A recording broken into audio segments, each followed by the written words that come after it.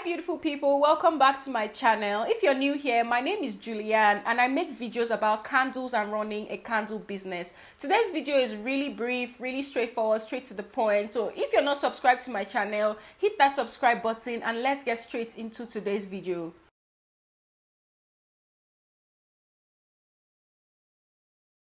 So we're talking about the candle packaging rules and regulations today.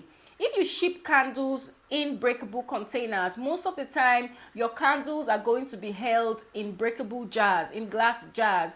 So this is where bubble wrap comes into play. You want to make sure that your jar and your package is well protected with bubble wrap. You can test this at home if you have jars to spare.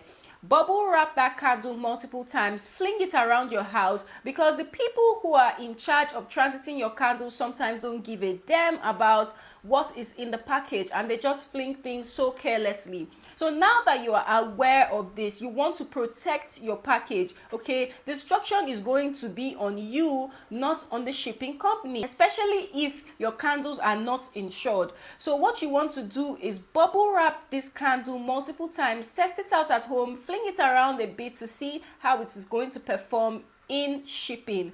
So during transit you have no breakage and nothing to worry about. So bubble wrap is essential when it comes to packaging your candles. You can also use a really sturdy box, a box that's really strong, and you are sure that your package or your candle inside of this jar is not just going to fall out of the package, because that has happened to me several times in the early stage of my business. I've had a lot of jars break. I've had to refund a lot of customers as well as send them free candles because of breakage during transit. So this is something that you need to constantly think about and invest in: bubble wraps. You can also use peanuts or packing papers, crinkled papers, to just stuff off the box a little so that there is no friction between the jar and the box itself. There's a lower possibility of that candle being broken as much as there's a bubble wrap around it. Okay, you want to be extra careful. Next thing to consider is your warning label. We stated this earlier on in the video about candle making rules and regulations. Okay, so warning label is highly important. As much as you put a warning label on your container, some people go as far as placing the warning label on the box that carries this candle because they want to make sure that the customer actually sees this information. I stick my warning label on the base of my candle, on the box of my candle, and I include a reminder to look at the base of the candle and on the box of the candle for warning labels